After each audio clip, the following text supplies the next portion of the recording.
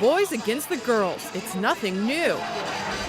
But some schools are taking it to a new level, Okay, here's another subtraction problem. hoping both sides come out winners. Salisbury. 27 over 8. Woodbridge Middle in Virginia is one of the first public schools in the country to offer same-gender classes along with co-ed. Before, the girls never spoke up, they never talked. It was the boys that dominated the class. Now, Mrs. McLaughlin says she gets lots of girls volunteering in her 6th grade math class. Boys, they can just make you feel so little, and you don't need to feel so little in here. Teaching methods are different. Girls always work with partners or in groups. I don't know, we do more girly type things. Like I will try to use an example of going to the mall and shopping because that interests them. In between problems, a quick break to chat with friends. But then right back to the numbers without the distraction of boys. It's now in my math class, I feel like the entire 90 minutes they're focused on math. Down the hall in Mr. Shelton's all-boys math class, Come up with an answer. the in your same group. curriculum with a bit more aggressive approach. 53 over 8. I agree. Great. Put it up there. Working on fractions while tossing the ball around.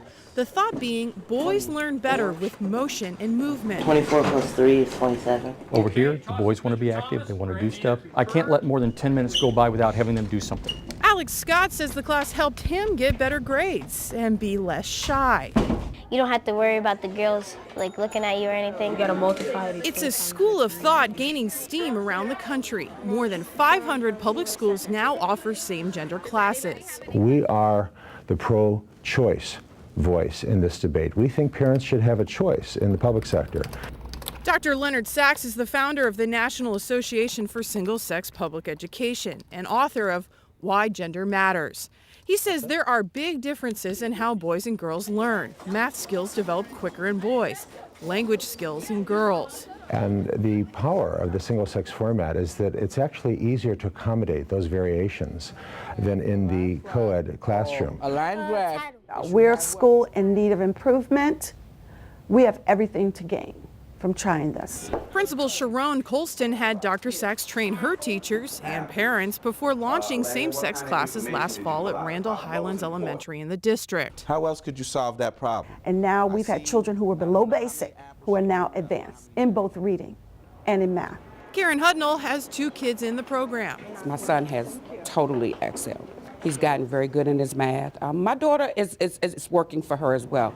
But there are critics, including Lenora Lapidus with the American Civil Liberties Union. And this experiment is just not right for our children. She says instead of splitting boys and girls, the focus should be on improving co-ed classes. We know what works. We know what really improves education. That is smaller classes, better trained teachers, more focused teaching methods so that we understand that children have a variety of different learning styles. The ACLU has sued school districts around the country to stop the trend. It not only perpetuates stereotypes, but and reinforces them, but it also really disadvantages the children who don't get the opportunities to be taught in those different ways. Those different teaching methods have some parents back in Virginia a little skeptical about signing their kids up, wondering what will happen in high school. When it's time to sit down and be quiet and actually sit at a desk, is he going to be able to do it? You should be about 75% of the way done. Who knows? The first group of kids leaving Woodbridge's same-gender classes will be followed next year in high school to see how they adapt. But what I do see is a class of 27